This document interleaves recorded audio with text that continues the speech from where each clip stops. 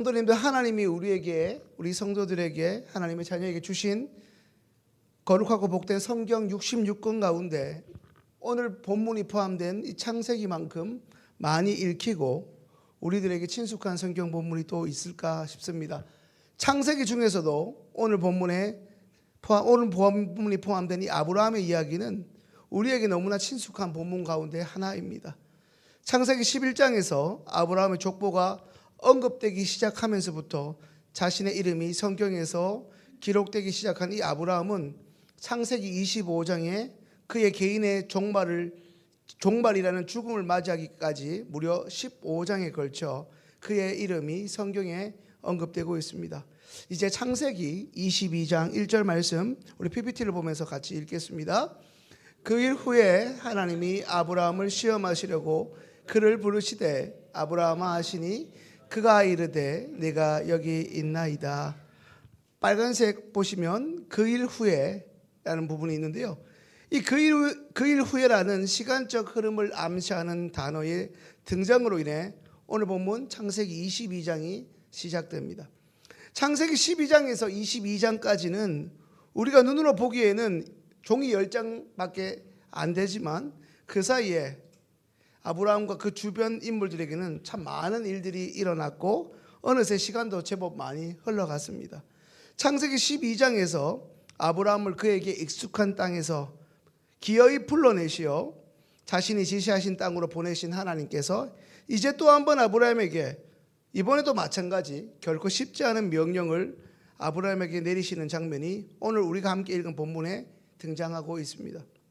이미 창세기 13장부터 21장까지에서도 아브라함에게 일어난 크고 작은 일들이 비교적 상세하게 언급되어 있지만 창세기 22장의 사건이야말로 또 한 번 아브라함이 우리에게 과연 믿음의 조상이란 어떤 사람이며 그리고 어떤 삶을 살아야 하는지를 명확하게 그리고 구체적으로 너무나 잘 보여주고 있기 때문에 창세기 가운데서도 오늘 우리에게 주어진 이 본문은 너무나 중요한 이야기임에 틀림없습니다.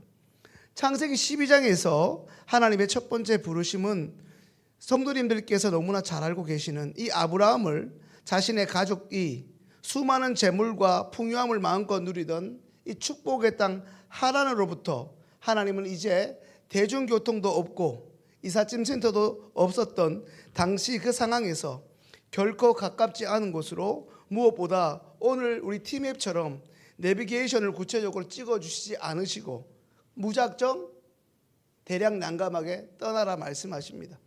그런 주님의 황당하고 당황스러운 부르심 앞에 믿음의 사람 아브라함은 우리와는 전혀 다르게 한치의 망설임 없이 마치 오래전부터 기다리고 있었다는 것처럼 요 땅 하면 달려갈 마치 달리기 선수처럼 가족들과 함께 하나님이 허락하신 이 음성만을 이정표와 나침판 삼아 떠나가게 됩니다. 모든 것이 풍족하고 어느 것 하나 불편한 것이 없었던 그 땅 하란에서 이제 모든 것이 새롭기만 하고 그로 인해 낯설고 두렵기만 한 땅, 무엇보다 아직 갈 곳이 명확하게 정해지지 않은 곳으로 이른바 거주지 이전을 감행한 아브라함의 이 믿음의 결단을 잘 볼 수 있는 장면이 우리가 너무나 잘 알고 있는 첫 번째 부르심 창세기 12장입니다.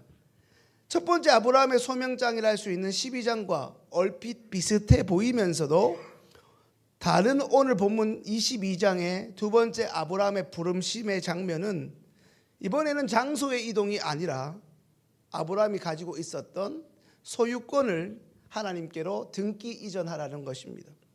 아브라함에게 주어진 첫 번째 사명이 자신의 아버지 그리고 친지가 살고 있었던 당시 사람들에게는 자신의 정체성과 같았던 삶의 본거지인 고향 하란에서 미련 없이 떠나가라는 것이라면 이제 그 두 번째 사명은 창세기 13장에 자신의 조카 롯을 구하기 위해 한 번에 출동시킬 수 있는 사병이 318명이나 될 만큼 뿐 아니라 수많은 가축, 헤아릴 수 없을 만큼 많은 재물로 인해 언제부터인가 남들로부터 부러움을 사고 있는 큰 부자가 된 이 아브라함이 가장 소중한 것을 내려놓는 것입니다.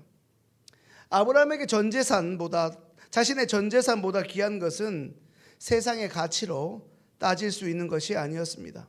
보통 사람이라면, 여기 계신 우리 성도님도 마찬가지겠지만, 결코 내려놓을 수도 없고 결코 내려놓아서도 안 되는 것이었습니다. 그것은 정든 고향 하란 땅을 떠나 하나님이 지시할 땅으로 가라는 명령으로 인해 그의 나이 75세부터 무려 100세에 이르기까지 25년 동안 기다려 얻게 된 너무나 귀한 아들, 눈에 넣어도 안 아픈 보석 같은 존재, 자신이 모은 수많은 재물보다 아브라함이 훨씬 더 소중하게 여겼던 자신의 목숨과 같은 존재, 하나님이 주셨기에 하나님 다음으로 귀한 보물이 바로 이 이삭이었습니다. 그런 이삭을 하나님께서는 지금 아브라함에게 바치라 말씀하십니다. 성도님들, 이삭이 누구입니까? 아브라함을 100세에 웃음 짓게 만들고 너무나도 행복하게 해주었던 그 소중한 아들을, 그런 이삭을 어쩌면 이제 죽음을 얼마 남지 앞두고 있는 자신보다 더 소중한 아들, 다른 자식과도 또 다른 자신과도 같았던 이삭을 지금 하나님께서 바치라 명하시는 것입니다. 이것은 아브라함에게 마른 하늘의 날벼락과 같은 충격 그 자체였습니다. 지금 우리에게 너무나 익숙한 창세기, 그 중에서도 아브라함의 이야기를 하나님의 말씀으로 듣고 있습니다. 이미 우리 귀에 너무나 익숙한 이야기이고 암기할 필요가 없을 정도로 이미 우리 머릿속에 저장되어 있는 이 아브라함 이야기가 지금 이 시간에 또 한번 우리 성도님 한 분 한 분을 부르심으로, 하나님이 부르시고 계심으로 듣고 계십니까? 아니면 늘 그러하듯이 늘 때가 되면 그렇듯 또 한 번의 종교적 잔소리로 듣고 계시지는 않습니까?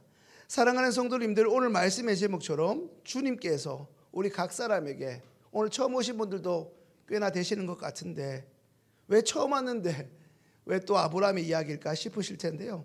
오늘 말씀의 제목처럼 주님이 오늘 이곳에 오신 분들이 결코 하나님의 부르심과 무관하지 않다는 말씀입니다. 지금 하나님께서 다시 한번 성도님들 한 분 한 분께 묻고 계시는 것이죠. 왜 하나님께서 아브라함에게 본인이 약속하시고 허락해 주신 그 아들, 그것도 무려 25년이라는 긴 생활을 인내하고 또 인내해서 받은 귀한 아들을 다시금 하나님께 도로 내어놓으라 말씀하시는 것일까요? 그것을 오늘 본문 1절에 그 실마리가 제공되고 있음을 알 수 있습니다. 창세기 22장 1절 말씀 함께 읽습니다. 그 일 후에 하나님이 아브라함을 시험하시려고 그를 부르시되 아브라함아 하시니 그가 이르되 내가 여기 있나이다.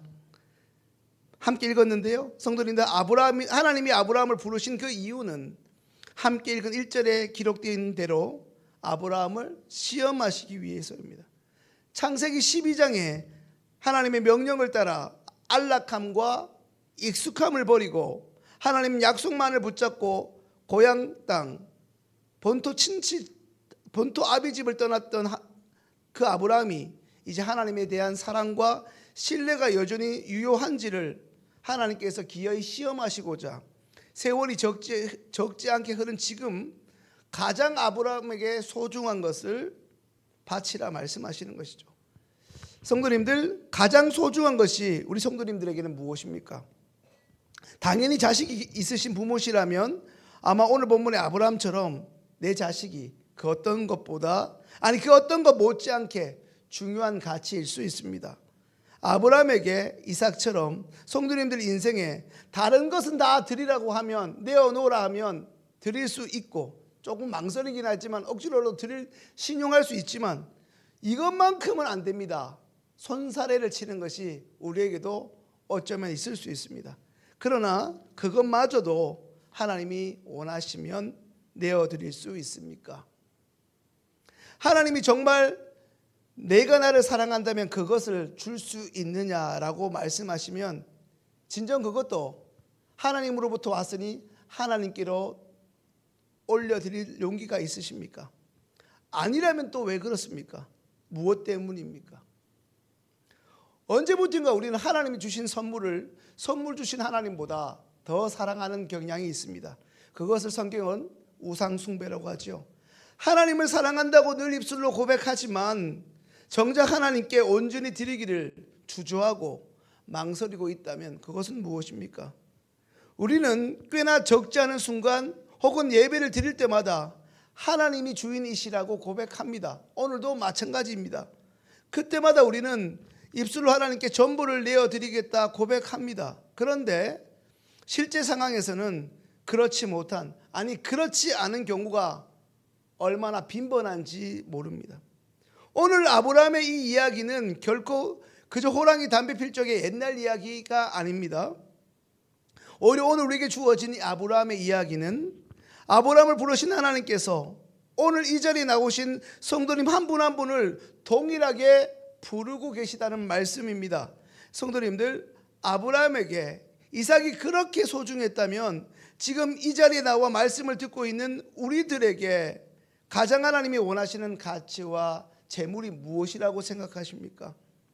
하나님은 오늘 본문의 아브라함에게나 이 말씀을 전하는 저나 말씀을 듣고 계신 성도님들 한 분 한 분에게 내 인생에 지금 너에게 가장 소중한 것이 무엇인지를 묻고 계시며 그 귀한 것을 다시 나에게 내어줄 수 있는지, 내어줄 수 있을 만큼 하나님을 사랑하고 있는지 그것을 알고자 아브라함뿐 아니라 오늘 우리에게도 이 말씀을 통해 도전하시고 시험하고 계시는 것입니다. 이제 오늘 본문 12절 말씀을 함께 읽습니다. 사자가 이르시되 그 아이에게 내 손을 대지 말라. 그에게 아무 일도 하지 말라. 내가 내 아들 내 독자까지도 내게 아끼지 아니하였으니 내가 이제야 내가 하나님을 경외하는 줄을 아노라. 아멘.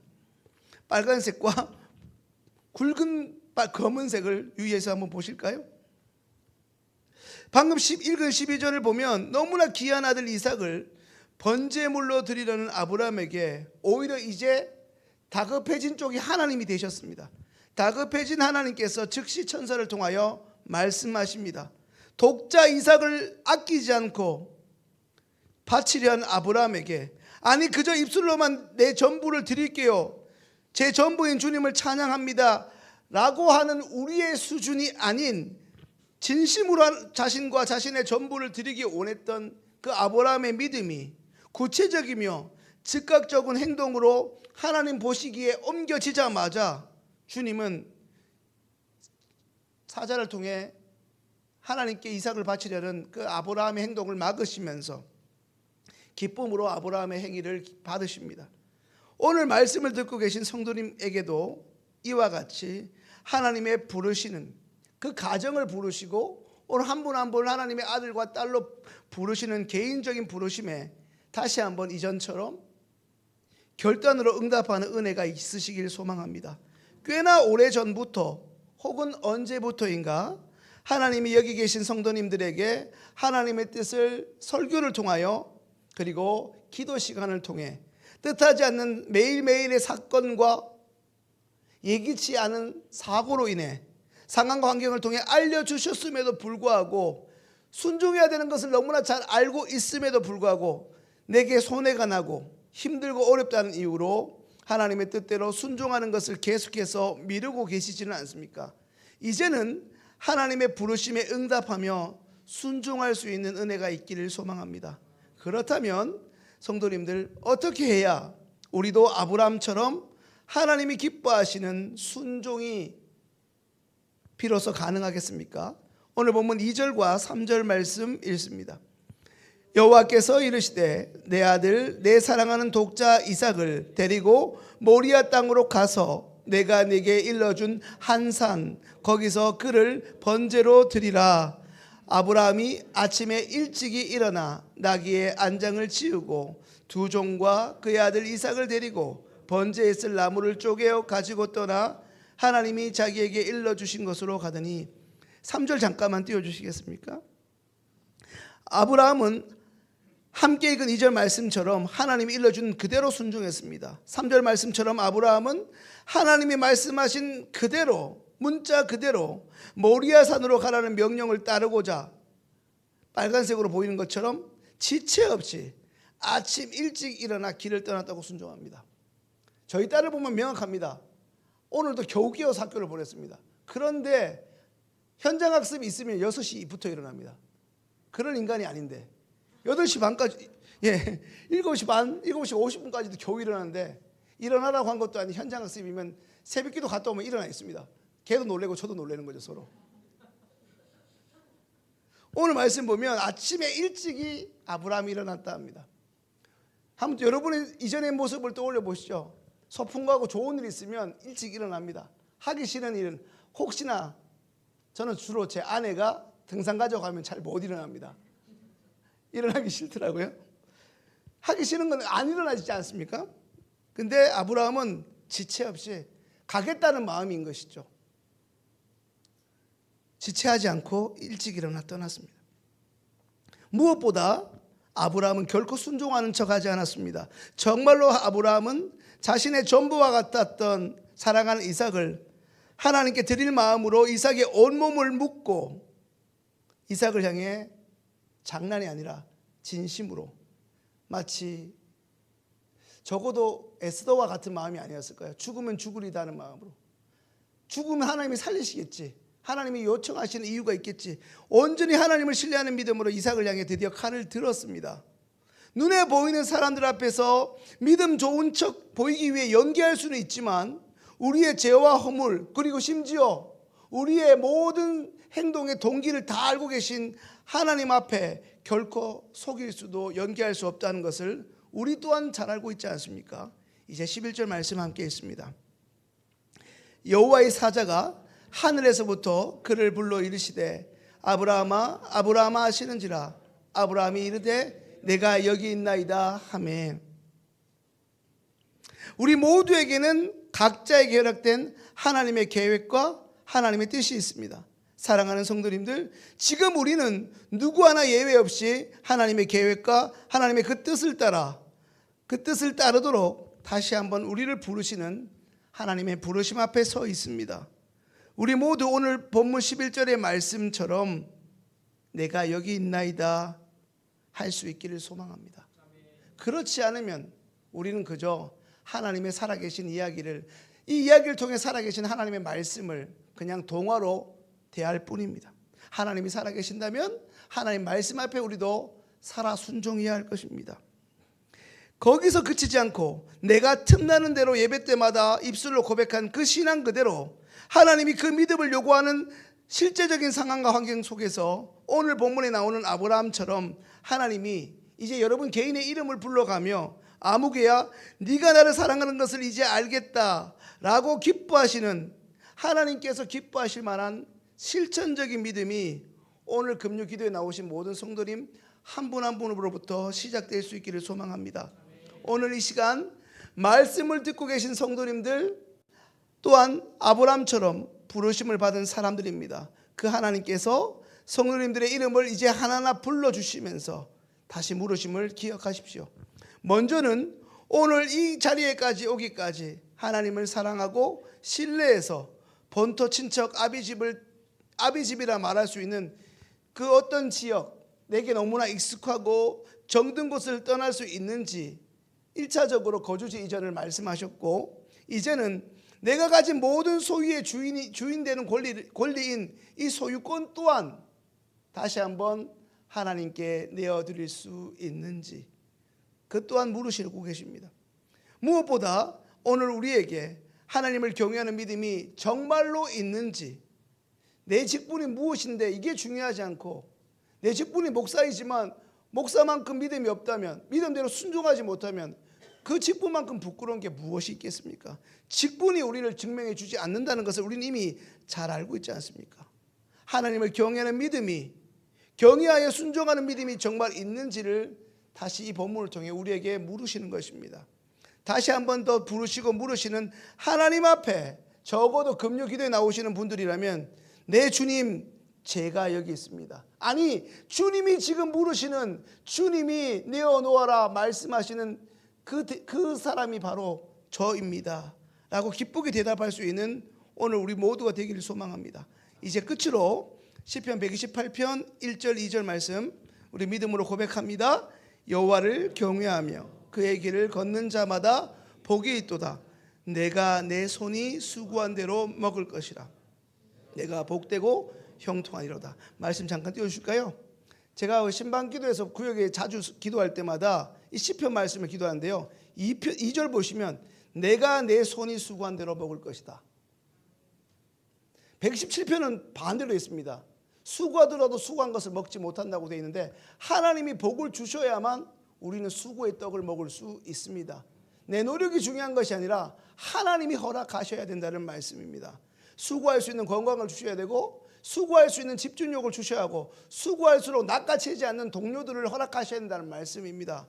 내가 내 손이 수고한 대로 먹을 것인데 누구에게 허락하신다는 말씀입니까? 1절 여호와를 경외하며 그의 길을 걷는 자마다 복이 있도다입니다.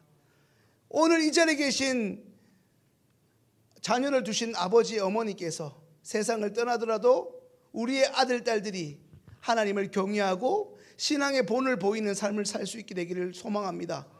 그리하여 오늘 참석한 모든 가정들이 방금 읽은 시편 128편에서 말씀하는 하나님을 경외하는 자가 먼저 될 수 있기를, 그리고 나서 그 약속대로 형통의 복을 누리게 될 수 있기를 주님의 이름으로 축원합니다. 이제 주신 말씀 가지고 우리가 기도하기 전에 찬양으로 하나님께 나아가겠습니다.